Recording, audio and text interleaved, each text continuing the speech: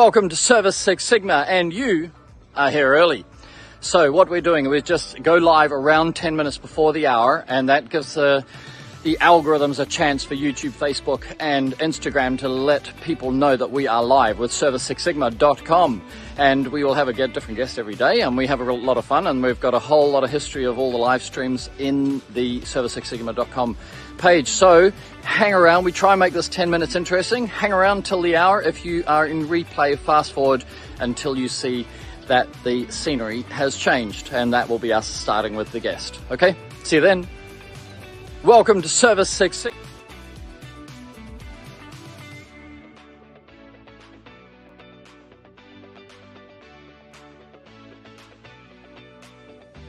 Good afternoon, Ben here with Epic Exterior Services, wishing you guys all an epic day. Welcome to Service Six Sigma, our live stream podcast where we bring on guests and other service providers to talk about their industry. We talk about the 6 sectors and so how their service or their way of doing business relates to the 6 sectors of Sigma, Service Six Sigma.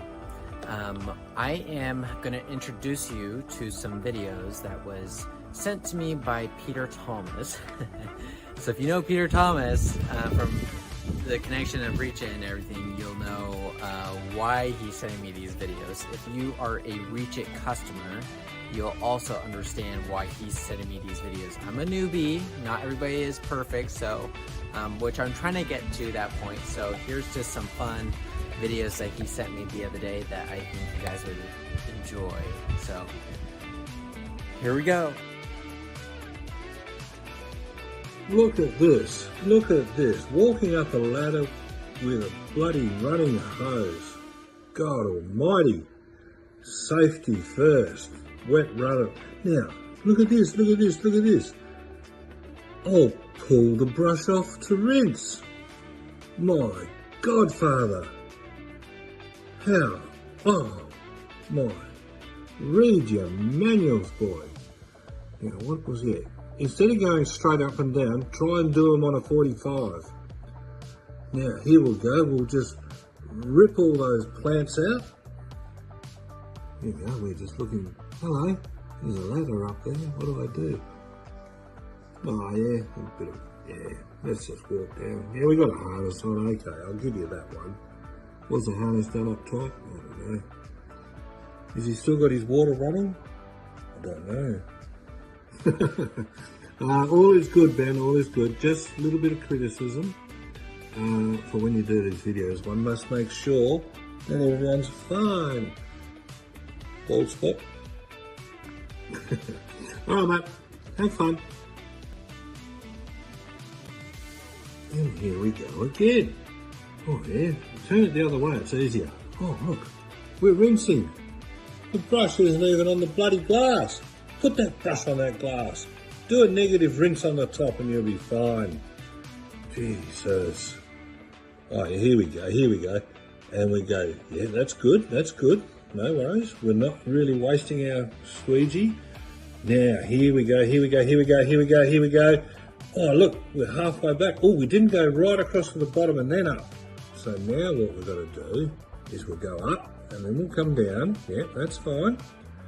But look what's happened now. If you'd cut that other one back further and then into itself, you wouldn't have to go to the right and then down. You could have just gone left. I'm looking smug with myself and it's fucking cold.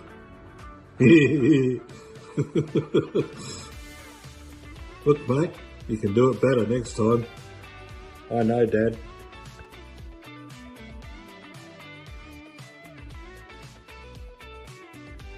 Hey, it's Harrison from Reach It at FutureClean.com. Before Ben and Perry go online, well, you may know him as Perry, I know him as Dad. While he's being semi-retired, I've decided that Reach is going to sponsor Service Six Sigma because it's another way for Perry to be able to give back to the window cleaning industry and service industries in general. So let's get on with the show.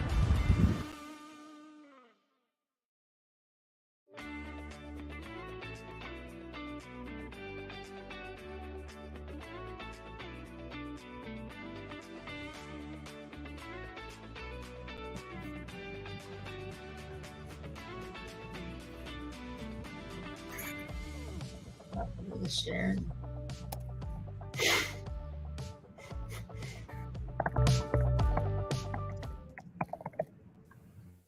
Welcome to a free live stream. 6 sectors. This live stream, created for mobile service professionals, we introduce you to Ben Bergloff and Perry Tate. Welcome to Service Six Sigma. Boom! Look at that on the dot. Hey, today we have the guests JC Chanowsky and Angela. JC and Angela. There you go. Oh, and with Sales Boost Live there. That's going to be good. Hey, welcome, guys. I think let me give a quick rundown on Service Six Sigma. Yeah, and then we'll be into it, because then we can apply everything. So Service Six Sigma is for the service mobile professionals, like of all the industries. We're trying to get across into the carpet cleaning, roof cleaning, and any electricians, landscapers, everybody. And so we want to try and cross-pollinate experiences from different businesses. What have gone really well for one person might work for another person, like that. And then the Six Sigma principle is the principle of perfecting a business by the elimination of knowing the things that go wrong as they go wrong. So ultimately to the perfect business. And take Boeing out of the thing right now, but the airline industry should be Six Sigma, and the nuclear industry should be Six Sigma. So we're working together, on this journey towards perfecting our businesses. And then we've broken business into 6 sectors, right? So you have these 6 sectors: attract, convert, deliver, control, scale, and give back. So attract is how to bring in prospective customers, convert is how to convert them into sales, deliver is your tools and techniques and your route management and safety and all that sort of thing. Control is your admin, SOPs, training manuals, training regimes, like all the things that control, and your CRMs and soft and responsive bids and things like that. All the things that control it. Once you've got the ACDC, stairway to heaven, attract, convert, deliver, control, once you've got all that together, you're then in a position to really easily scale. And scale is the multiplication of your business, yeah? And then we think and we hope that, as JC is here today, once you've got to that kind of size, you can give back by sharing what you've learned, and sharing your journey. And that's what Service Six Sigma is all about. How's that? In 2 minutes or less. Welcome, guys. Hey, Barry, how are you? I am doing great. Yes, from sunny Phuket, 31 degrees. That's about 85 degrees all day, every day. Yeah. I tell you, so what an incredible job with an intro. Like, we were just sitting here in the background, just kind of watching all, and the videos. It was comical. Listen to the him speaking about the techniques and everything. That was great. But just to have the different videos for the intros, just kind of feed into it while you go live. You guys did a bang up job on that. Thank you. Well, we're going to expand it because, I don't know if you watch Redacted, Redacted on Rumble. You can find them on YouTube as well, but they get cut sometimes. But that's like an independent news channel. A couple of Americans moved to Portugal, and they cover the stories that the mainstream media doesn't. But they've got a 30-minute intro, which is amazing to watch once, and that's where we kind of got this idea from. And then we later on, because you guys have a podcast as well, right? Yes. Yeah. So that the algorithm, wants to share it, but it needs time to share it. Perry Tate's live, Ben Bergloff's live, Service Six Sigma's live, Future of Cleaning's live, everybody's live. So you need that pre-reel, and so we're working on that, how to make it more entertaining, and and even get some of our our guests' videos in there and all that, but it all takes time, as you know. Absolutely, and to keep it different and engaging too, for them to want to see something. Maybe they missed it, then they go back. But yeah, like you said, the algorithm is so important that you need to have something playing before you start, because you want your audience streaming in before you start going into the good juicy stuff, and then they get there and they kind of, and give them a chance to share, like you said. Give them a chance to like this one's good. Oh, my friends. Yeah. Hey, everybody, JC and Angela are on, right? Watch this. So I'm going to talk about what we talked about very briefly with Michael Hinderleiter. We talked about the reality that when two people get together, That's the Thai national anthem, and the dogs are singing in the background. I don't know if you can hear it, but the dogs sing when every morning at 8 o'clock, the Thai national anthem plays everywhere all over Thailand through loudspeakers, and then the dogs sing. It's fantastic. Anyway, so this thing about, people working together in every sense, it doesn't matter, if they're employees or bosses or whatever, but every time we meet someone, we create an imagination what the future might look like, and then reality comes along, right? And either the reality and the imagination meet, in which case you then reimagine, right, into the next phase of what are we going to do, how are we going to do it, And I've been watching you two, and I'm a little bit passionate about this, and I go deep and spiritual and all that, but in a very simple sense, I feel that you guys imagine something, and it's actually as reality has gone along the timeline, it's actually ticking a whole lot of boxes that what you imagined is actually real. Is that true? Yes. Every day's been it's been an incredible adventure, and if people actually knew the whole story of how we met, it's kind of comical as well too. And I'll give you the quick clip notes of quick it. rundown. Yeah, because this is real life, right? And people would dream, and like if I could run my life again, I want what you're experiencing, right? Yeah. So the crazy part was up until December of 2022, I think it was maybe when we had the first communication through Facebook Messenger. Angela was just kind of coming into, it might have been November, but anyway, coming into the home service industry with the wash and the light side. With the company she was involved with. And I remember one day she reached out to me. She said, "Hey, I'm Angela." And I don't know, it's something like she had her podcast, and she was like trying to connect with me.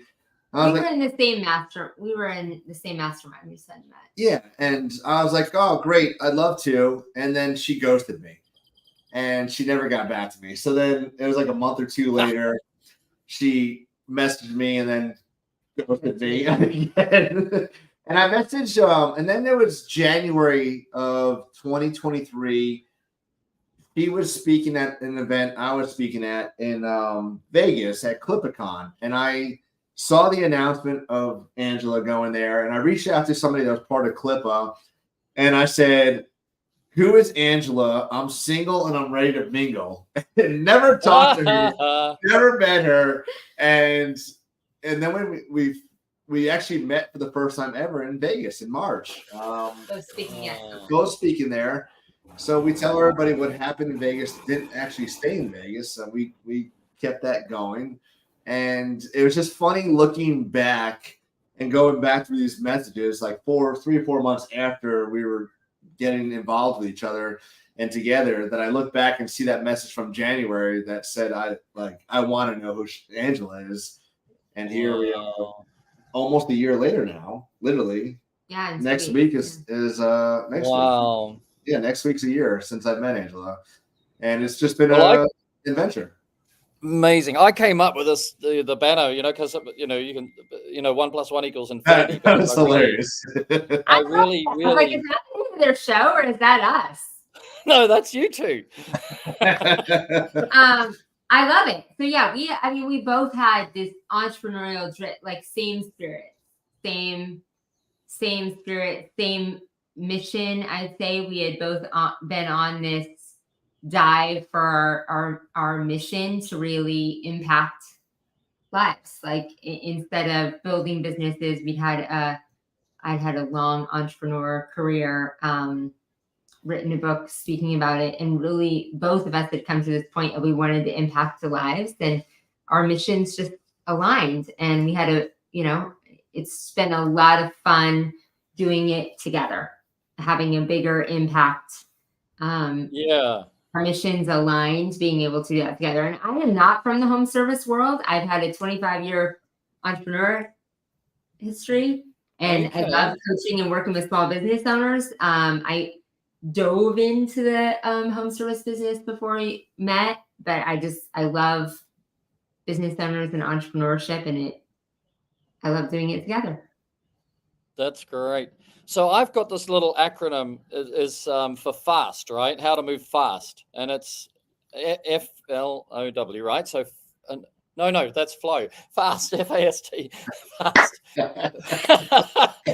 I've got flow gold on my mind right now. Well, we can't wait to hear about that too.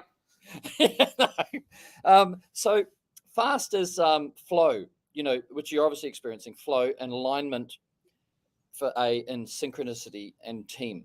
And alignment and synchronicity, I haven't got the real definitions in front of me because we don't script any of this, but it's worth looking up the dictionary definitions and multiple dictionary definitions and all the definitions of these two words, alignment and synchronicity, because synchronicity is when you start thinking the same thing together. I was just thinking that. You're like, that's the synchronicity. Alignment is, we're heading in the same direction. Pretty much, I believe everybody's on a monorail. I don't think that marriage is a railway track. I don't think that works. I think everybody's on a monorail, and we try and keep those rails as much in alignment as possible. But if I need to go over here, go somewhere, right, then I'm going to go over here, and then I'm going to come back, and then we're going to, put our little monorails together. Hopefully they touch a few times, and then, carry on parallel and achieving our dreams, And then the T is for team, so if you want to move fast, but you've got to get this, you've got to get in flow. The opposite of flow is block, right? And block is somebody standing in the way, and it's their fear, and it's their concern and their anxiety and all, like this, what their mom and dad think and all that stuff, but it looks like to me you've landed, really nicely with this amazing momentum that's just, cracking you guys along. Yeah. Yeah, it was, something that I definitely imagined wasn't possible. I think I've seen it with a few others out there, but something that I always wanted to be able to align on so many levels, business, life, travel was a big one for me. Something that just loves traveling, and just to be able to find joy in each other, no matter what we're doing, whether it's just sit on the couch. I mean, literally the other day, it was Thursday. I said, hey, we're going to St. Louis. Let's go right now. It was 10 o'clock. And I booked the flight at 10 o'clock, and we were on a plane at 1 o'clock. We needed to pack and leave in 30 minutes. Literally. Like, I love it. See, spontaneity, right? Yeah. And it wasn't like while we're hosting an event 2 weeks later. So it wasn't like we had nothing going on. Let me throw this. This is kind of like it's a curveball, not at you, but at the world, right? And say, okay, everybody. Let's say everybody's got a partner, and they haven't experienced this. They've got alignment and synchronicity as a family, right? Work is, work is separate. That's you'd call that normal. But if they wanted to, kind of. You often hear guys say, oh, I just wish my wife could leave work and come and work for me. Or I wish my husband could leave work and come and work for me. It doesn't matter, it's not gender related, but, but I hear because our industry has predominantly got male, owners, I hear guys talk like that. I wish, I love her and we're good. And I wish she wasn't going to work and I wish we were together. So how would, what signs are they looking for? What signs are they not looking for? Like, where's the don't go there, and where's the, it's possible if you do these kinds of things. I imagine starts with communication. Yeah. Yeah, and coming from a previous relationship where that did not work, it is not for everybody, and that's something for you to understand within your relationship. Like, you can't force it, and as you try and force it, it becomes unnatural. And once it's unnatural, then that's where the toxicity comes into play, and it's just not fun. You can't do it if it's not fun, if it's not flowing, like you said, it's got to feel good. You both need to want it. You both need to have the capacity for it. And as much as so many people want to bring their spouse or significant other over onto this side, like, not everybody's meant to be that way. Like, the communication is so important, and for you both to have the same vision, the same understanding that, like, if we do this, if you do quit your job, there's going to be a struggle, or there could be a struggle, and we're going to go through highs, we're going to go through lows, but we're going to go through it together.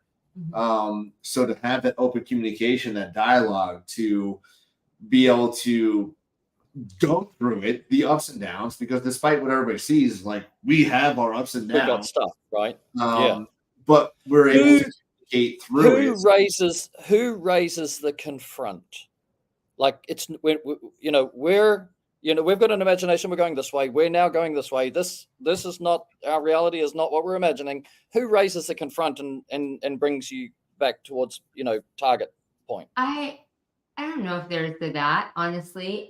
So we have a unique, I would say, when people want to get in alignment and do things together, we have a very unique, in a business realm, we are both visionaries. We are both very, very high visionaries. You can be an entrepreneur that's a visionary and an integrator. We both talk a lot about traction and rocket fuel, and we are both insane high level visionaries. And we laughed at this at first, like it would be funny, and it is kind of funny. But like a month into our relationship, we did a Facebook Live that said, we will need an integrator far before we need a therapist. And two visionary entrepreneurs are like, you want to jump off a cliff? Let's jump off too. And that's a lot of fun. Yeah. And so you still have your what? But you still have your stop each other from right anything. From anything. You still have your business. Yes. So we both, that is also true when people say enter the realm together. Like, we entered as our own people. Now we blend as much of it as we can. Like, I came with my virtual assistant business. You came home service. We do a podcast together. We're doing an event together. We try and help each other in our businesses, and we want to do it all together. But it wasn't like, I think what you're saying is, come over here and do this with me. Right. It wasn't that. It was, I that. want to live my dream. I want to live out.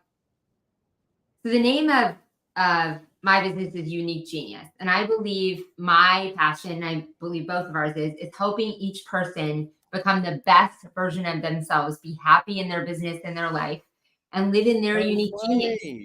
You talk my language. So unique genius to me means doing what is in your God-given strengths. Yes. Yes. And then what fuels your fire, what actually ignites your soul and makes you happy, and then gets you aligns with your ultimate mission, vision, goals. And every person has to figure that out for themselves. Right? And keep going. And so we both got to know that in our mature selves, and then blend our lives being able to do that. So I think it's different when you ask someone to be like, come join the business, come like work for me and like do something that sucks your soul, or what fuels your fire? Like, what is your unique genius, and how could we make that work in our partnership? Right. So if I took my monorail metaphor and we said, okay, well, let's switch it to ladders. You guys are not climbing the same ladder. You've got your own ladders, and each is nobody's trying to pull somebody up their ladder. Like, you're trying to help each other do better up their ladder. You know what I mean? Like some people if I can describe it, like, it's a ladder, a double ladder. Yeah. Where the rung is I'm doing this like this rung is in the middle. So we're both grabbing onto the middle rail together to get to the top. It's not she's on the left side, I'm on the right side. We're joined and then climbing up together here. And I'm not letting you, like, no one's letting you behind. Because when she needs something, I'm there for her. And then when I need something, she's not even saying, like, I have this going on, I can't. She's like, what do you need? So it's like we're able to cross when we need to and jump over each other's ladders to help each other out. Yeah. That's so nice because, the other way is like, I'm on this ladder and, I need to pull you up and can you come up and help me? And maybe you can just foot the ladder for me, like that's the other way, isn't it? Where people want to invite their partner in, but actually it's to do their admin work because they hate paperwork, Now I'm going to have ChatGPT make a double ladder and have two people climbing together. There you go. Do it. If Harrison's watching, Harrison might have a go at it. Hey, I like your monorail though, because Disney World's my favorite place in the world. So, we'll figure out an analogy for that too. Yeah, we've got to. I really am excited to hear you coin unique genius, because I talk to people about that your eccentricity is hidden in your genius state is hidden in your eccentricity. And as the education system and the process of they're trying to make us all conform. They're trying to make us all cookie cutter humans, right? They're ultimately going to try and make us all eat their factory food, So and then our fridge will order what we've eaten. And Perry, you had 4 beers yesterday, so you're going to only have 2 today. It's kind of like we're going to become like robotons as humans. You got it right, but our eccentricity is our genius. So one of the things I say to people is you have to be eccentrically yourself. Okay, if I'm, somebody coined me as a vulgar individual.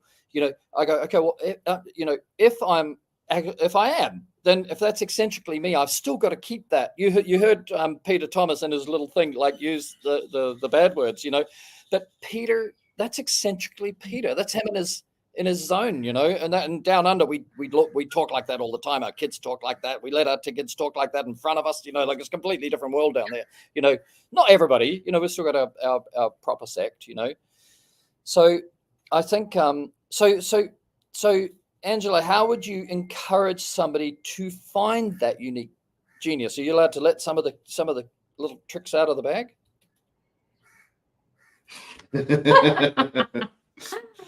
I laugh because that is what I speak about and have a workshop about. And it's not everyone else did. I feel like in our society, we're reaching towards someone else's goals. Especially we talk about this in home service a lot. People think $1 million is what I'm supposed to do. Right. Like this is a mark I'm supposed to do to be successful. I need to have this many people. I need to have this. I need to have $1 million. And everyone's chasing things that they think will make them happy and don't. Like you just need to figure out those things. Like take some time to sit with yourself and think, what am I good at? Like what are my strengths in my business? You don't have to do the same thing everyone else does. Like you might be really good in the field. Awesome. Yes. Do that for a while. That might be your thing. If you are really good at numbers and you really suck at washing windows, that's okay too. It doesn't have to look the same for everyone. Like, what are you good at? And then what does? Like, what feels good in your gut of what you do? That is unique to you. It does not need to look to someone else. Like, I like to do my numbers. Some people like to look at their processes. We don't like to look at our numbers or our processes. We just like to dream. That makes us sick. And it paralyzes us. Like, just know that and own that about yourself. It's okay. Give yourself permission for all of those things.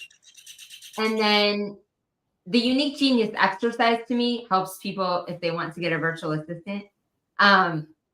But I did it early on. Like, how do you delegate the things in your life that don't align with those 3 things? Like if it's not in your strength zone, if it doesn't fuel your fire and it doesn't align with your mission, how can we delegate, delete it, or automate it? Wow. And so JC, when we take these principles and we want to apply it to building a company, right? So now we go, okay, we're in scale because you got to the size where you can scale. Then how do those things apply, the unique genius when we're recruiting? Because I hear everybody say it's so hard to find workers, but I always think, well, there's something you're not offering that whatever you're offering, workers don't want, but workers want what we're talking about. They want to self-actualize in a job. They don't want to be an entrepreneur. We know that, right? So have you started morphing this stuff into how you're recruiting and in your industry businesses? Yeah, and I love that because we hear it so often that nobody wants to work anymore. You can't find good workers, can't find hard workers. They're going to steal your company from you. They're blah blah blah blah blah. That's because they have the wrong mindset. And I think until you're really scaling to a very high level and trying to find somebody that's like when we were at 1.2 million, we want to go to $5 million. We wanted somebody that was at a $5 million level. As you're a owner operator, like young entrepreneur, you just need people who can work, who can share your vision and want to grow with you. And far too often, we're looking for the perfect employee. So when we get all these resumes, we're trying to find somebody that fits every single checkbox. And if they don't, we're throwing that resume out. We're throwing that resume out. Like for me, if they have at least a decent like work history and they're not changing jobs every 3 months and maybe fit a couple of the wickets, like I'm going to bring them in, because if they can do that much, then I know with my leadership, my background, and our culture, we can adapt and mold them to fit that work style, that balance, and have them part of our team. But until we do that, we're just trying to find the perfect ones. Then we bring them in. Then they find out, for whatever reason, they're great writing resumes, but just horrible people. And we just wasted all our time. So stop trying to find that perfect candidate. Build out your vision, build out your culture, like know what your culture is going to be, because it's so important to have good culture when you start, and have your core values. Like ours is light. It's leadership, integrity, growth, humility, and teamwork. Have that and put that in your job ad so that when you come in and you're doing I like to do group interviews because it's more fun. But when you're doing that, like, I mean, look at that. You have 20 people right there, and about 8 of them are seasonal guys that only worked for us 3 months of the year. They knew that, but we can do that year over year because of the culture we built. And I couldn't do it without my core team there. I mean, Joe, the guy in the middle, looks like Forrest Gump right there. Liz is not in that picture. Yeah, right there. There she is. There's Liz. Without the core people and understanding what we built our company off of, like, you're not going to have that. So it's so important. I don't care if you're hiring from day one or hiring like your 5th employee, 7th employee, whatever it is, to have that vision, to have those core values, to have all that in place so that when they come to your office, when they go to the interview, they can see it, they can feel it, they can believe it, and then they want to do that with you. And I always tell everybody, like, I want you to want to come to work, not like feel like you have to come to work. And I want you to come here to grow personally and professionally. Whether Cape Fear Pro Wash or Patriot Elimination is your retirement plan, which I don't think it is for anybody, and I don't blame them. But as long as you're able to leave here with new skills, new leadership, growth mindsets, and go on to apply yourself to your future, then I feel like we accomplished something and we grew together.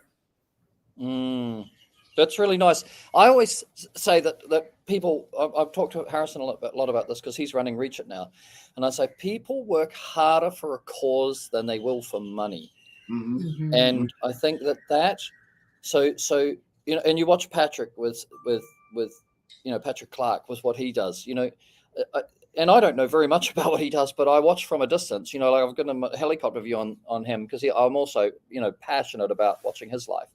And then I think that, what you and he and Augie was explaining, that this like, and I don't want to make it corny, and I don't want to make it canned, and I don't want to make it fake. You know what I mean? But there's a cause, something, the cause is obviously their personal development or whatever. But, can you relate to that? And how would you expound on that, either of you? No, I think exactly like you described it so perfectly. Like you said, it's a cause. People work for a purpose. They don't stay with the company. People don't leave they don't come to a company. They don't leave a company because of money. They stay because they're part of a family and a cause, and that they have a purpose. And that is one of the things. I'm missing all the key elements of that, but people are like, we have a unique blessing that we don't give enough gift to as entrepreneurs, that we are trying to live out our purpose every day. And it is our job. Who said this? Somebody said this, Mike Dalkey, I think, on our podcast, of like, it is our calling as entrepreneurs. This is our biggest mission in life and our calling. If you are called to be an entrepreneur and you are a visionary entrepreneur, it is your calling in life to give other people purpose in their vocation. Wow. Like, we get a chance to do that. Like, we had that calling in our life to be able to do it. And it is our calling on our life to give other people purpose to what they do, to not give them a job, but our purpose is to cast a vision so big that they believe, and that's what you just described. So perfect. Completely. That they have a purpose. And some people just don't know that, and they're lost in life because they have to go to work for a paycheck. And so if you can attach a purpose, like that just gave me chills again. Like, that is our biggest calling, is to be able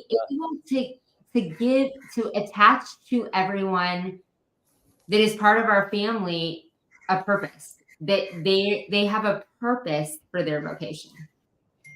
Yes, and I like, everything for a reason or a season. I use that a lot in my life. When things go right, things go wrong, even as part of my imagination, because I'm very, very attached to this word imagination. I realize I'm responsible for my imaginations because I'm a visionary.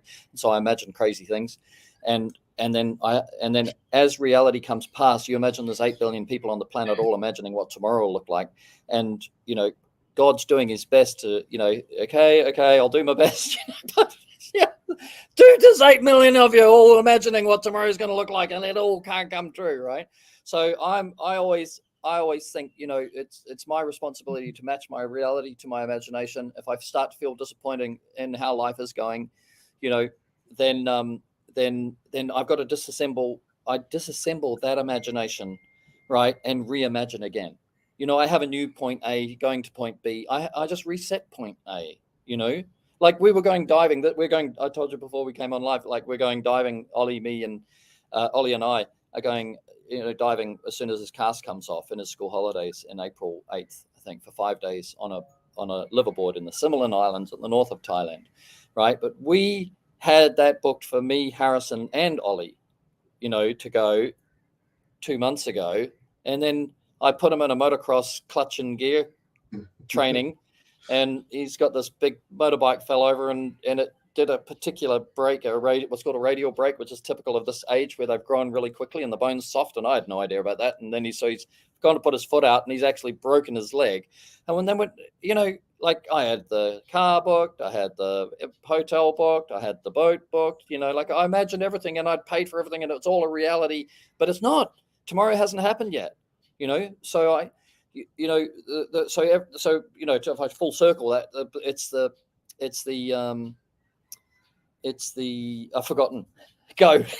So that, I'm gonna jump into that. That is a unique skill, a maturity skill of a visionary entrepreneur, of letting go.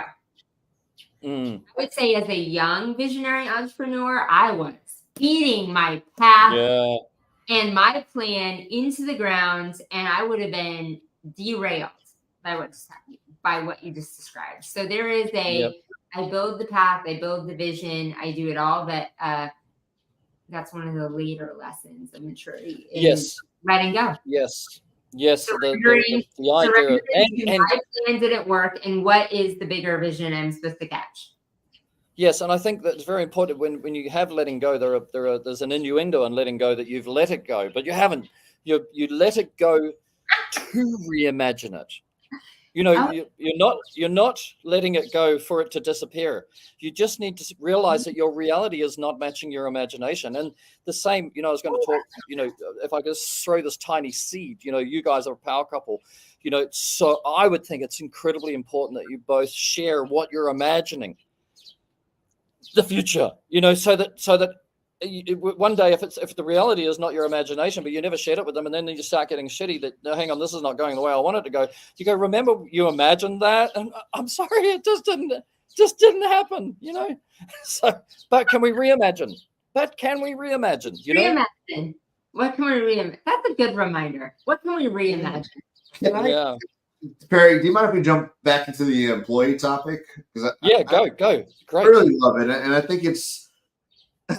I posted a question a couple weeks ago. What's harder, sales or something else? I don't know. And it came down to employees. It was employees. And I'm not saying I'm the greatest boss ever. Like, especially more recently, like I'm very transparent with my life, especially my business. Like right now, we might be going through some turmoil with the office, and we're going to get through it. But we're very transparent. We have open communication. We allow that communication to flow up and down without any fear of reprimand or trouble. Like my team can come to me at any time and tell me respectfully like what's going wrong, what's going good. Just had a very, very important conversation yesterday. That very eye-opening. But I think a lot of it comes down to the owner or the manager thinking they have their eye on things or thinking they have everything under control and knowing what's going on with the other company.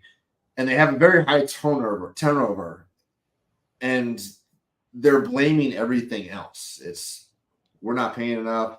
Nobody wants to work. It's blah, blah, blah, blah, blah, blah, blah. Whatever it is. They're blaming everything except for themselves because they can't look in that mirror and say, maybe it is me. Maybe I'm micromanaging. Maybe I'm a poor communicator. Maybe I'm a bad leader.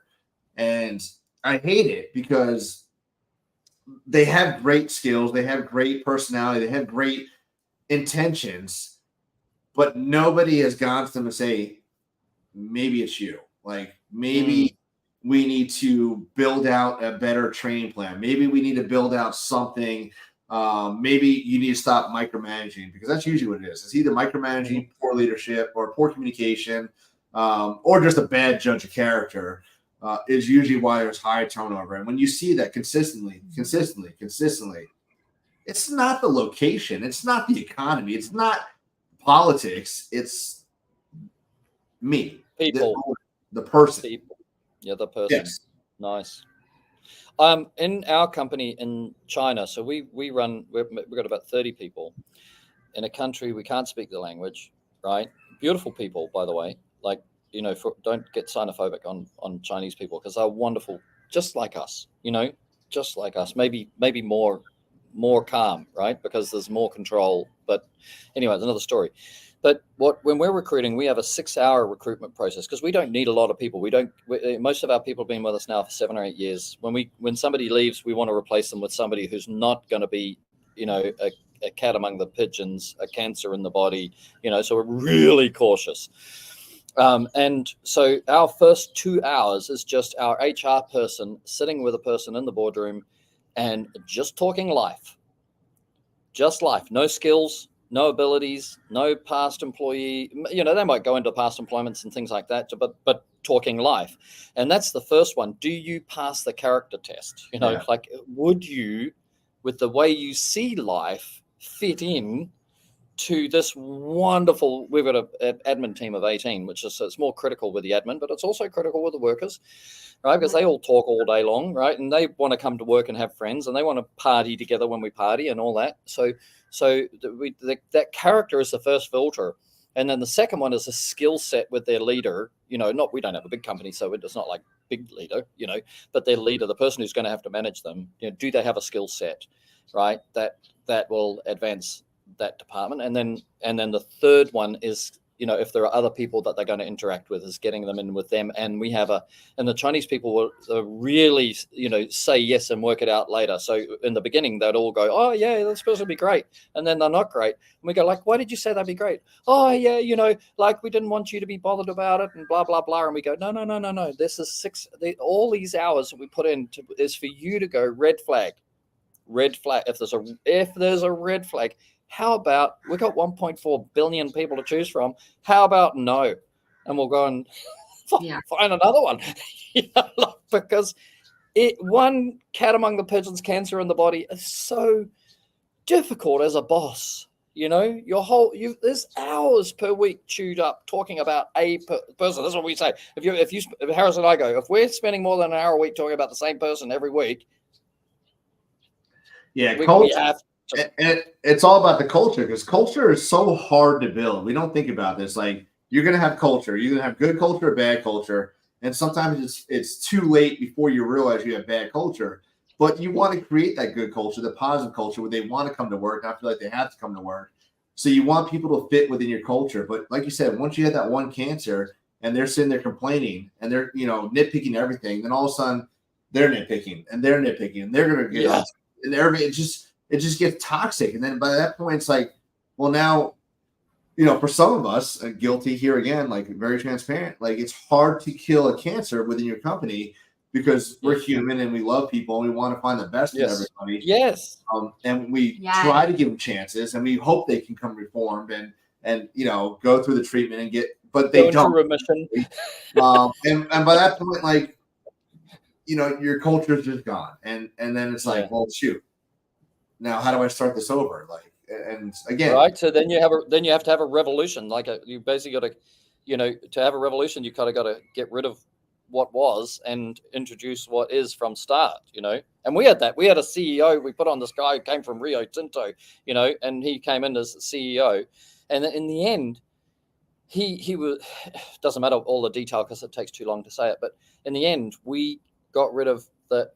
Well, he got rid of and we got rid of because he left and then he took a whole lot of people with him and then a couple were left wondering, so we said, well, we'll just start again. We started again with like 2 people, and we had to build a whole factory again, but we did it. And those people that we found when we put the effort in instead of him recruiting, because then the loyalty was to him, but we killed that middle management, if you know what I mean, in the triangle. Quite often you see the boss and then he puts a person directly underneath him and says, you be me. And then they build wide, right? So you got the boss and then you put somebody in and say, you be me, right? And then you build wide, right? We took that piece out and all my friends in China have done the same. And all the ones that have done the same have had an amazing, flatter, direct, and then empower these people to carry more responsibility rather than, put it on this guy. So it's an interesting dynamic, to know that. And then after that, we say, we cannot go through this again. We need to make sure that we don't let the wrong person in. Yeah. Perry, I'll just point out to Angela while your screen popped up real quick. The power lines in your background right now, which is like you're looking at, isn't it beautiful? I tell you, that is Thailand. Oh, that's reflecting off the back. Yeah. Yeah. Oh, that's ridiculous. Funny. The things you guys get away with. You'll see worse in the Philippines. Yeah, I know. Let's talk Philippines. Segue. Yeah, he's pointing it out to me here because I was like, are there power lines here? In Nebraska, there's like snow and wind, and so they're buried. And so you put them underground, do you? Every time I see a power line here, I was like, what is this?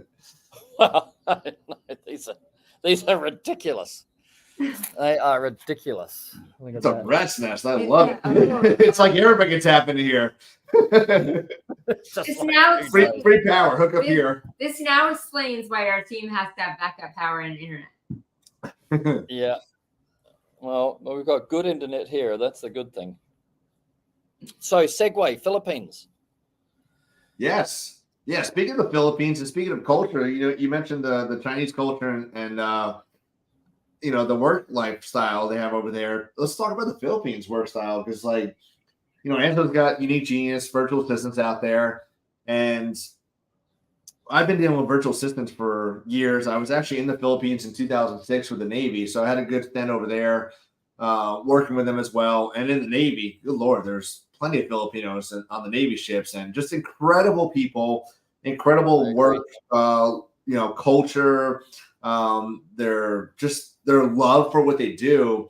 And now that I'm infused with Angela's company, with Unique Genius, and seeing what she provides for her team, but also what her team provides for the companies that are working with her, it's like a breath of fresh air to be able to see so many talented individuals want to help people out and want to grow those companies, alongside with their owners or whoever they're working with, and truly care, and not just be able to just clock in and clock out all day. Like, I've got Yeah.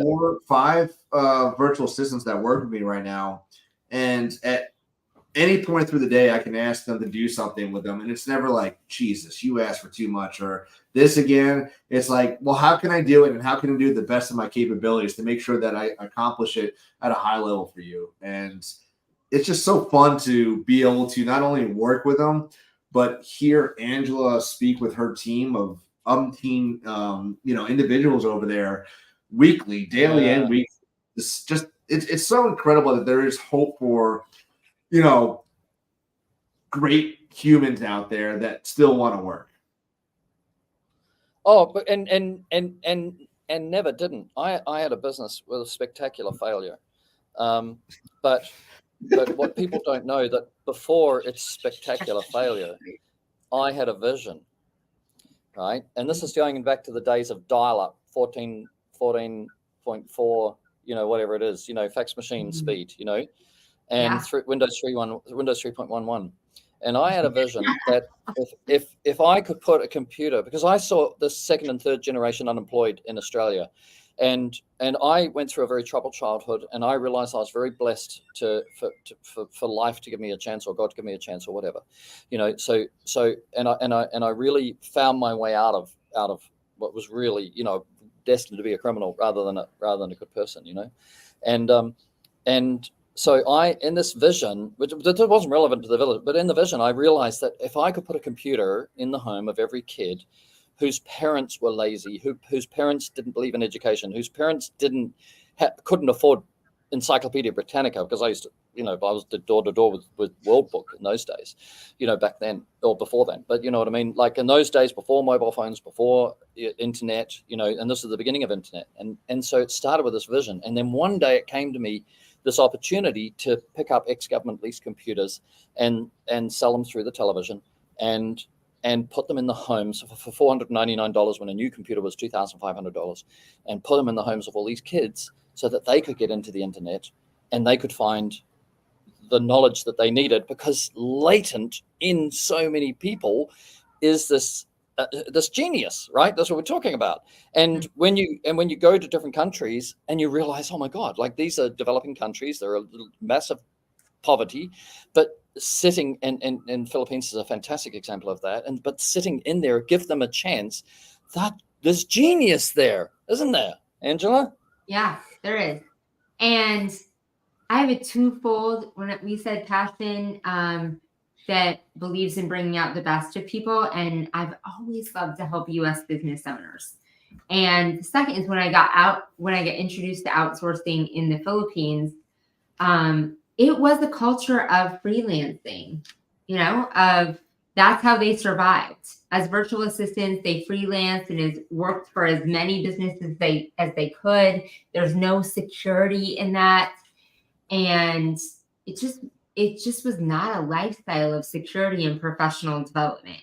And so it took me a long time. I have a long history of entrepreneurship, and you learn lessons in building businesses, right? You build them fast and slow and different things. And this one was really important to me, to build really a rock solid foundation there, of building the foundation for them, and a culture that focused on them and their security, and a career-based culture where it was no longer about freelancing. And this is a career opportunity. And it changed the experience for outsourcing in the Philippines and outsourcing in the US. That this is your security. This is your family. This is your tribe. This is a social environment where you can thrive in. You're not working at home and scrapping at things. You can have everything you need and the connections and a family of support. You no longer have to worry about security.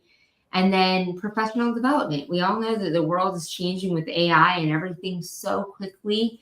And so an environment that fostered professional development and that supported them, that supported their security, their well-being, virtual and in-person gatherings, but also made them, we all know this, when you foster people being better human beings, they're better team members for their US partners as well.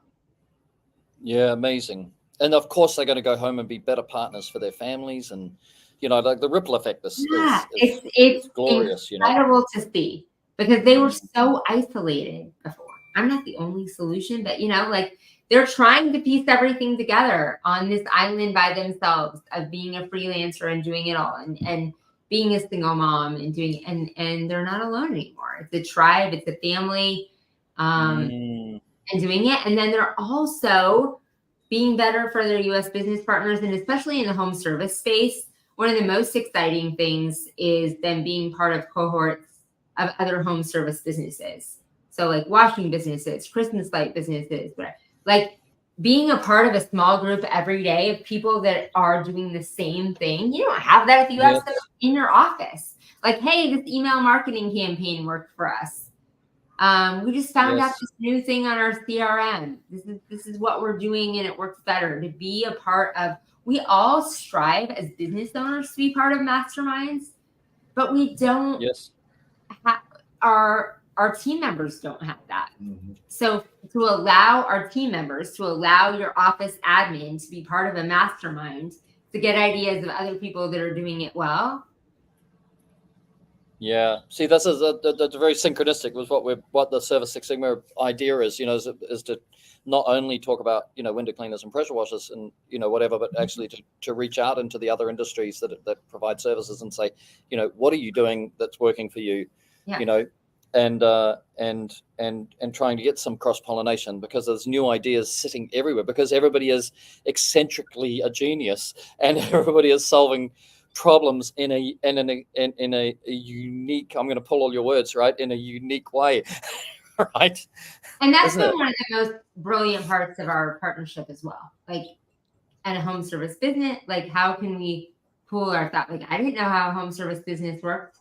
But being able to, so you get the inside knowledge, to being able to pool all that together, to people to have that trust. This is not to be confused with what's her face and insider trading. Like, we're not going to jail for this. Yeah. I know what's it. Yeah, Martha Stewart. We're not insider trading here. Yeah. So let's run a little bit of practicality on this for the people that are listening, that are from our industry, and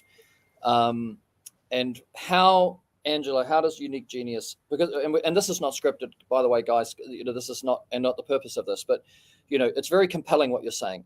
And so if somebody is equally as compelled as I am to discuss it and think about it, you know, what does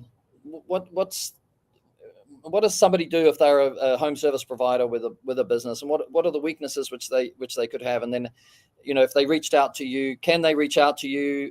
Is your book full, or, you know, are you still, you know, taking new clients? And then, you know, how does that little process work so somebody can visualize it, you know? Yeah, so we're always taking new clients. Our mission is to help small businesses, and that is it. That's the main thing to know. Like, our mission is to help you succeed. Our mission is to partner with small businesses to make it work for you. You best describe the gaps, I think. So I'll let you say that first, like the gaps that we feel. Yeah, and so I like to say that a virtual assistant can do anything you need within your office or business that doesn't involve physically moving paper or touching things. From admin to SEO to bookkeeping to email marketing, executive social media assistant, yeah. management. And for as a young entrepreneur, business owner, to say, like, for them to recognize or realize that they need help is hard, because asking for help is not easy. And once you realize that you are falling short in your task, or you're burning yourself out, or you're working 18, 20-hour days, your family is suffering, your business is suffering, your personal life, your fitness is suffering because you're trying to do everything. It comes to that point where you say, all right, enough is enough. What can I give up in my business, my daily business life, that I can be able to hand off to somebody else, like a virtual assistant, and be able to focus on a more high level task?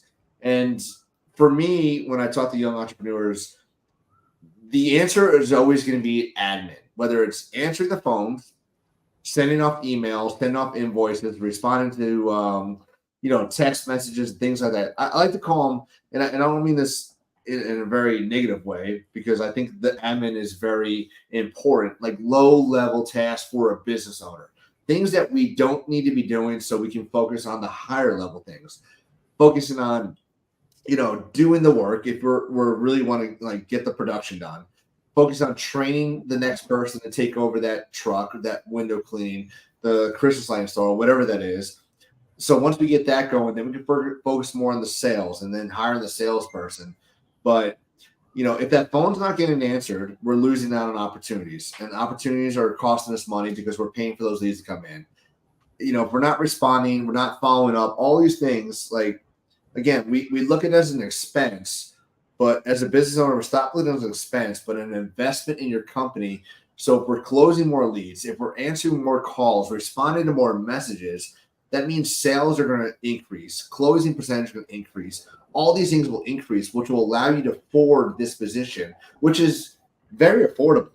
I won't talk about numbers because it really just varies in price range but if we had to say, what, can we just throw out some numbers real quick?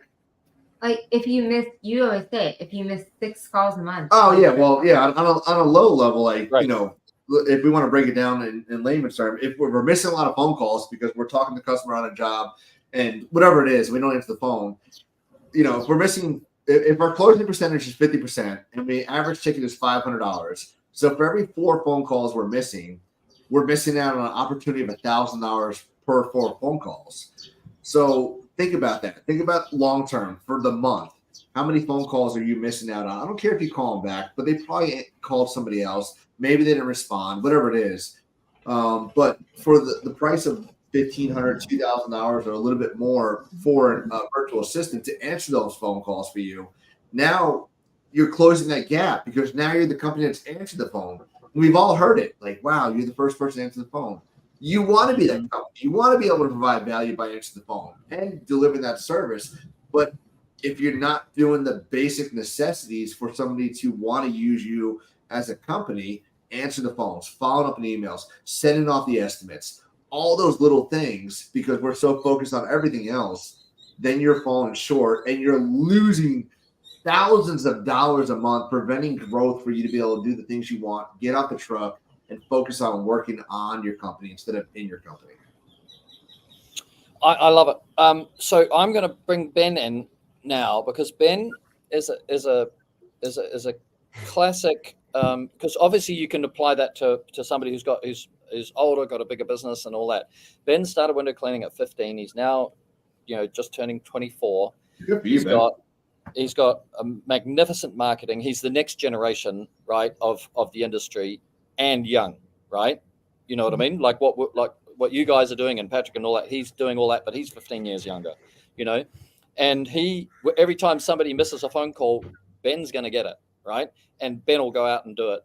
And so Ben's a businessman providing a service, but he's still actually relatively small. The reason is he has got an incredible do power. I mean, Ben is a serious doer, aren't you, Ben? You can just do. I can. Like do. So now nothing stops me. Nothing stops him. And the other day he said, oh, you know, like I didn't have much to do, so I just went out and hung some door hangers, you know, like in the snow, you know, like, you know, the snow, maybe the snow had melted, but it was one of the night after, the day after he'd been snow plowing, because he's got his own snow plow machine and all that, you know, and stunning with flashing lights and all that kind of thing, you know, like he's got it all sorted. But he's a classic like me. I'm not a classic, but you know what I'm saying? I was that guy, you know, I was that do. I'm non-stop do, you know, and to catch him at this chapter and say, well, what if you started to leverage before you get to burnout? What would you say to him, Angela or Jared?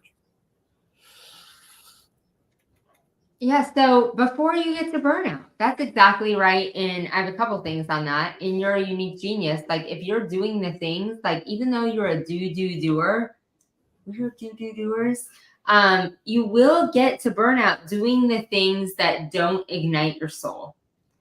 And you can have other people do those so that you can do the things that matter the most and like set your soul on fire. There's nothing wrong with you doing the door hangers and being the thing as long as you need to be. But what if you had someone else along your side, like you said, in the admin? Like if you are doing the job, can somebody else be answering the phone? And if you're not at the point that you're at that you're doing a job and the phone isn't ringing, then talk to us. Like talk to someone that is a coach and can get you there. Like if you're not missing phone calls, then what is the missing element? I would say, because you are a doer. So then there's element to the. I swear he's not missing phone calls. I swear he's not missing phone calls. He can fit everything in. But I see this thing saying a stitch in time saves 9. If you look at our lives where we've burnt out, lost families, lost, Yeah. you know, we've just didn't put it, because if you can't do it when you're small, you won't. You know, it's so much harder to do it when you're big. If you do it before you need it, you're going to evolve rapidly with it. You know, like your brain is going to. That, yeah, you're right. And it doesn't, you're younger. That would bring me to like my first business when I had a dance studio. It was my very first business when I was right out of college, 24, and had 2 babies. And you had to figure out that's the biggest statement. If you can't figure out how to do it when you're small, you will never figure out how to have balance in your life. And now is the biggest time. Like if you are driven to figure it out, like figure out, and even if you don't have the thing, you don't have kids and other things, then like figure out things that fuel your fire and your soul and go do them. Camping, time in nature, do that, because you are not giving your best to your business unless you are your best self. That's probably something we didn't learn until later on. Like if you don't fill your bucket first, you are only giving, you're not ever going to receive the dividends on everything you're doing. Like the more you fill your bucket, if you can fill your bucket 100%, then the things, the clients you talk to, or team members that you talk to are a percentage of the percentage your bucket is full. And so if you want to keep burning yourself out till the end, you won't pour into them. But if you go camping, or, I mean, we love nature, so I keep saying that, camping, travel, whatever, and fill your bucket full, and you fill your bucket to 90%, then you can probably give 80% to the clients you're talking to the potential team members that you're talking to everything else that you give. And it's all a percentage of what you filled your own bucket with. Because you don't have kids and maybe a significant other now, that's probably the best way I can say it, because you don't have regrets about the rest of it later. But it's a good lesson to learn now, like invest in yourself. You can also do that in like professional development things, being on a thing like this, being in the energy of other people, like whatever, like the energy that you can constantly fill yourself full. You have to do that. That fire, you have to do that. That's your responsibility as a business owner, to fuel your own fire, to breathe that fire into your clients and your team members. My turn? Raise your hand. Yeah, I've got one too. I'm after you, JC. All right, Ben, first of all, I love the brands. Like the brand is awesome. Like you've invested a lot in that, and it's great because I've seen so many people come up and just go short on that. Can I ask you a question real quick? Why did you want to become an entrepreneur, and why are you doing what you're doing today? I've always been known my entire life, my entire childhood, of talking really well and having communication with people. So I love that urge of communicating with clients, and like I even do fun activities with my clients on the weekends sometimes. So I've always been known to have great discussions with them. Like a great communicator is huge for me. So I think that's why I got into the home service industry, because there's a lot of meeting new people and creating relationships. But yeah. So just real quick, I apologize. I don't know anything about your company. Are you owner operator? Are you out doing all of it by yourself? Like, do you have a team? Talk to me. Just give me the quick. So I am the owner. I'm also the operator, and then I have sometimes my cousins help me now and then. That help me out in the field during the summer. So you're also doing admin and all that stuff too. Yep. And Service Six Sigma.com. And Service Six Sigma. So, I mean, obviously, it's important for you to be able to have that communication, that relationship with the customers. As part of why you built your brand, part of what made you. But, like you said, if you're doing everything and sometimes you're able to get the help, are you really providing on that level that you feel is best fitted for your customers?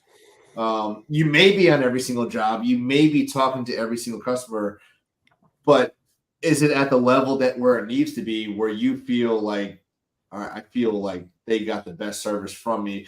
Because for me personally, I can't do it all. There's no impossible way I can impact every single customer at the level that I want, which we always talk about a 5-star service for our customers. If I'm answering the phones, if I'm doing the estimates, if I'm out doing the jobs, and trying to have a personal life, and then respond to emails, and then sending out the invoices, like something has to give. And it's usually the service or the experience. And for us, we want that experience to be at a 5-star level. So what part of me can I first adopt or give away to somebody that fits our culture to continue that experience where I can provide it at a higher level at a different side of the business? If it's the sales part where you want to be the initial person to greet the customer, awesome. If it's the operation side where you want to be able to do the final touches on the experience and end the thing, that's fine. But there's at no point as you try and grow, you're at a very incredible stage of business to be so young and so successful and build an incredible brand. Like when I saw the videos, I'm serious. Like hats off to you. Like I'm all about branding. So you've done that very, very well, and everything you're doing well. You're involved with Perry, which is, hats off to you on that too. But something needs to give for you to grow and have, like we talked about, bring others into your culture to provide for them, to be able to provide for themselves. Because for me, I could go back to doing it by myself, but I want to be able to provide for families, whether, it's us giving back to families in our community by doing donations, or bring them on our team and knowing that because of us, they're able to buy their own home, grow their own family, whatever it is, go on their first vacation, things like that. So my thing for you, my suggestion is to find a why for you to go forward and how you can grow that and share that vision with others. And I go back to Tommy Mello, who will be speaking at Sales Boost Live next week, where we saw him last year. And I've heard Tommy speak for years, and I love everything he does. He's an incredible human. He's done incredible things in the industry. But his a recap of one of his visions was, I'm going to dream so big so that others who dream can fit within my dreams. Millionaires. Oh, nice. Yeah, and he wants to grow millionaires, but that was the thing. He wants to dream so big so their dreams can fit within my dreams. Other millionaires can fit. Well, it wasn't just millionaires, but yes, it was. But that's how big he wants to, cast his vision so that others can fit within that, so he can help them grow to be millionaires, because he wants to do that. He wants to grow everybody to be a millionaire that works with him, whether it's a technician, the admin, whatever it is. Like, just cast that vision so big so that you're able to share what you're so successful at doing right now with others, and they can feel that and grow with you personally and professionally. Well said. So I think Ben, you know, my sort of thing of bringing you in, you know, without having any warning, but you know, I can see that you will scale, you know, Epic Exterior Services, you know, really big, and all the pieces are in place, you know, except, you know, this, you know, the transition, and you're not ready for it yet. You're at that point, that what's called the transition from individual to group, individual thinking to group thinking. And it's a big change. And I've had to take Harrison through that because he wanted to do everything himself. And, you know, and then ultimately I say, we have a team and we need other people, and you need to delegate. Otherwise you can't, it just backlogs on you. And, you know, he's still in that transition, as you know. So when I heard Angela talking about what she's doing, then I kind of saw this logic is to preload, you know, your business with her, with the principles of virtual assistants, so that you're going to find it way easier than we did, you know, because here's the risk. I think Angela, you'll like this, because I gave up 2 decades of my life on a day-to-day basis for the future. Yeah. I'd never lived in the present. I always said, this is for the future. This is for the family. This is for the kids. This is for the education. This is for for that. And I could get away, and my kids remember I'm a memory maker. There's no doubt about it. My kids tell me that all the time, you know. And so, you know, we made memories, but I gave up so much of the present with the future being in mind. And the reality was that what I imagined in the future, actually not much of it came true in those days. Mm-hmm. When I stopped doing that, I live into the present more, and it happens as you get older. But if you can just grasp a little bit of it when you're younger, you know, the more you live in the present, and you hear it, and you hear all the gurus say it, every guru goes, you know, live in the present. But anyway, as you live in the present more, your future becomes more real. What you're imagining, probably because you're being more real, you know, isn't it? There's a dynamic somewhere in there. Yeah. And I saw that with you, Perry. I mean, I saw the sacrifice you made from your family for all the things you're doing for the industry of the window cleaning, and you know, greatly appreciated what you did, the touring, the videos and the lives, all the stuff you do. But like you said, you know, what were you really sacrificing? I'll never forget the day that I was out on a boat with my kids. It was like a work day. It was a Wednesday afternoon or something, with friends, middle of the day, thinking I was doing everything I could for my kids, boat, friends, beach, ocean, all these things. And I said, I got to go to work. We're leaving right now. And my kids said to me, Dad, you work too much. And I thought I was giving up everything I could to provide a life for them, to make them happy. But I was sacrificing. All they wanted was time with you. Yes. And that was really the end point for me, where I shifted to, you know, just really how I can grow the company to buy back time for myself by hiring the right people. And that was kind of the pivotal point for me, because I realized that I can't buy back that time with my family. I can't get 4 years old back. You don't know that as a young parent. Like any entrepreneurial mom or dad out there that gets a chance to listen to this, realize that if you're having your first child or your first children within a very small bracket, you cannot imagine the future. I'm 61. I have a 12-year-old. I also have 37-year-old, 33-year-old, and 31-year-old. Right. So when I look at my 12-year-old, I've been through the process. Like, I'm a very lucky man, right? I've been through the process. I know how important it is every day, you know, is a different kid. And every day there's a tap here and a tap there, you know, you crossed the line here, you didn't cross the line there, you know, like, I'm always thinking, who are you going to be? Like, it's a human being having a childhood experience right, going to morph into an adult through a process called puberty and then rebellion, like all of us did, and I've watched it, and then I'm very fortunate. I've got one son who's stayed. I raised him since he's 10, and he's still with me as a brother and a friend and a business partner, and all that. So I've kind of been through this journey, and I've got this chance to go through it all again. But most people going through for the first time, including Ollie's mum, got no idea what the future looks like. They can't, because they don't have, and most parents never get that chance. Or you only get one chance, and then, as you say, you can just look back and go, I never knew what I had. Right? Isn't it? And Angela, you had 2 kids at 24. Are you kidding me? You're like me. It is a unique perspective, like you said, to have adult kids that's a whole other conversation. Adult kids who tried, their perspective on my version of entrepreneurship, me owning businesses when they were babies and young and all that, and young. That's another. That's we can have the parent. What do they say? Like, no matter how you are to your children, you'll always feature in their psychiatrist sessions. Yes. And luckily, it's an odd thing. My kids didn't think I had a guilt session and they didn't think I sacrificed. They thought they had a playground. So wow, great. One of the most important things that commodity that we have is time. Is how can we buy back our time? And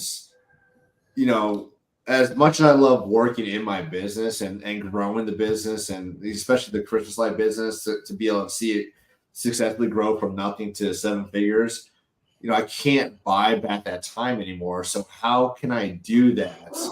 By hiring the right people to help me grow that and still be successful. So it's a very hard balance to find that, especially as a young entrepreneur. The biggest mindset or fear is I can't afford the person. I can't afford that next hire. But truthfully, if you're trying to grow and trying to create a future, you can't afford to not hire that person. You're going to fail, and that's fine. We all fail. And we fail forward, make mistakes. We learn from it, but don't let that set you back from building an empire, building your vision, growing your vision, whatever it is, because once we just stop, that's when we fail. Once we quit is when we fail. So just figure out what the future of, this is for everybody, not just you, Ben, sorry, what the future of your company, the future of your life looks like, and how you can get there. And usually it's by growing it with somebody. And I found out years ago, 2019 specifically, when I went from full-time Navy to full-time washing. And I'll never forget this, January 2019. It was when I actually reached out to Pat Clark. And I was scared because I saw Pat, what he did. I saw how he grew his company. I saw the struggles that he went through in life. And it was similar to the things I was going through. I had no experience being an entrepreneur, but I did it.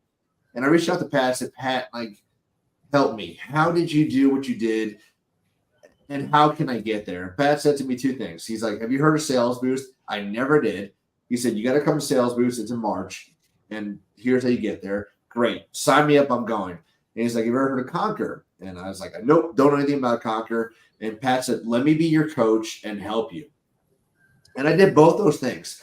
And I was able to successfully grow my company from $330,000 in 2018 to $550,000 in 2019, and then to $1 million in 2021, because I stopped fighting it. And I did what others told me I should be doing. Forever it was just JC knew everything, but that was wrong. I listened to Pat, I listened to other mentors, I went to Sales Boost, and I knew that in order to do the things that I wanted to do, I had to hire, I had to believe in people, and had to know that, hey, things won't always be perfect. But guess what? They weren't perfect when I was doing it. I was making mistakes. I was making expensive mistakes. So once I let that go and open up into that new world of possibilities, that's when growth started happening. That's when the magic started happening. That's when, now I've had operations manager with me for 5 years. My sales been with me for 3 years. My manager's been with me for 3 years.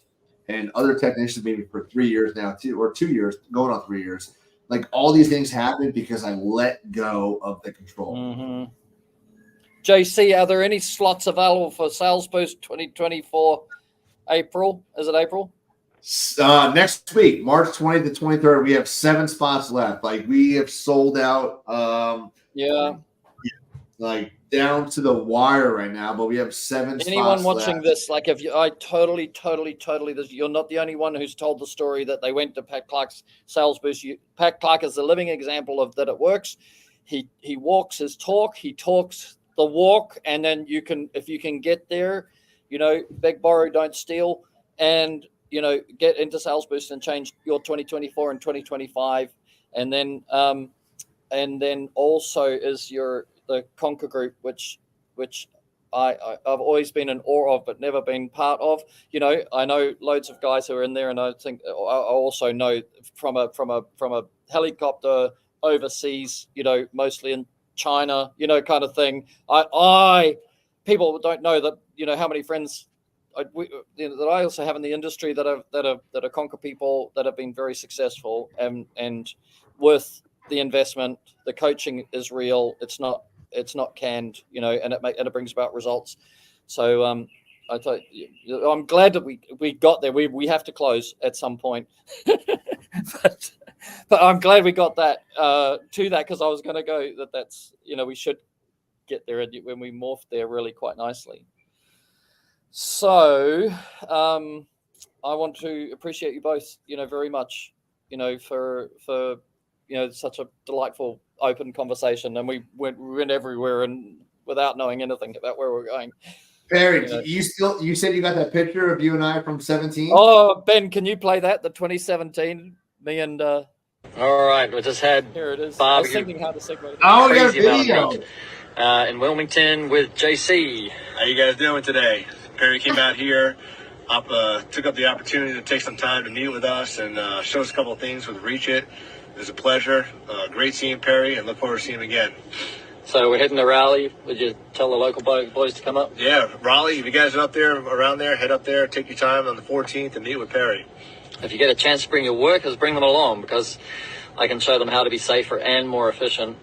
And there's no losers. But if I can get your boys making a higher hourly rate, then everybody's a winner, right? That's right, Perry. Thank you thank you again. Look forward to seeing you. All right. Thanks, champ. Perry, that was, not only, like, I wish I had the picture with you. My dad was there. It was snowing in North Carolina. We might have that. Ben, did you load that? Was that, you got that? I don't know, maybe. You look like a baby. Right, but you were still in the Navy then, I've worked out. I was full-time Navy. And that was my daughter's car seat in the back of the truck. So she was 4 at the time. But yeah, that was so much fun for you to come out there. Perry, I admire you so much for all you've ever done. The videos you put out, relentless videos trying to educate the industry on window cleaning, and just never stopping to help others grow their business. Like, you are an inspiration to so many people. And I hope that anybody that watches or understands window cleaning, that can go back to watch the endless hours, countless hours of dedication and commitment to the window cleaning industry that you have done, just from all over the world. So incredibly grateful for you and for your family and what you're continuing to do. And now that you have this, like, thank you. Yeah, thank you. I do appreciate it, because sometimes it's a little bit thankless, and but again, I always, it goes back to that unique genius. I love it, Angela. I love it. Is that I've just been determined, that I have a mission.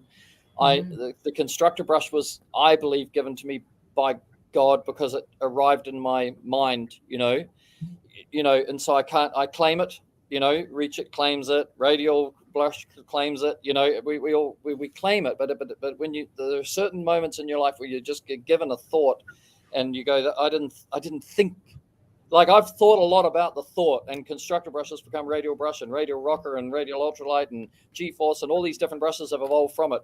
Those I thought, but the original 7-channel aluminum piece, that I did not think. I still have my original Reach It from you that I bought probably 6 years ago, plus another one, and probably old constructor brush that's sitting in a corner collecting dust. It's dead now. Yeah, it's an brush. iPhone. It's an iPhone 3. That is, compared to what we're doing now. Like what we're doing now is like just unbelievable. If you look at the stuff now, like it's perfect. There's nothing else to do. You cannot make a better brush. I'm sure of it. Well, thank you. Thank you, Barry. Thank you, Ben. I appreciate you. Thank you, mate. You're a champion. Thank you. Thank you, Angela. Right. It's so nice to meet you. You know, I feel That very video honored. was epic. And I'll keep following you, you power couple, you. 1 + 1 = infinity. Great. I love it. Thumbs up if you're on an Apple. You'll see fireworks. Yes, Apple. And my little guy teaches me all of them. Here we are. Do we have it? How do you do that? Oh, you got to be on your phone. If you've got an Apple PC, if it's got the latest software, it should do it. I need new software. Jeez. Software. Yeah, you got I need to to update this thing. upgrade that operating system. Look at that. What? And then you can do bubbles, thumb bubbles. And what's that other one? Oh, yeah. You can show up in our podcast with bubbles. Yeah. Yeah, there you go. Blaine. This is all through streaming. Oh, we need to figure this out. All right, I'm It's all updating through because I'm like, why did the bubbles appear? That's why. Oh, you can do thumbs down too. We did that one point. You get a thumbs down bubble. I'm like, where are all the bubbles coming from? Yeah. Well, this is Oh, fun. come on. There he is. Yeah. Hey, if you want to stay around, we'll close out with some music. If you want to stay around and just debrief for 5 minutes, it'd be great. Yep. Yeah, let's do it. Sweet. All right, let's go, Ben. All right, you guys have seen it. Join us live tomorrow. We will be live, and we'll be on the next topic. If you guys know anybody that would be a great guest, please send them our way, and we'll catch you guys next time. We hope you guys have an epic day.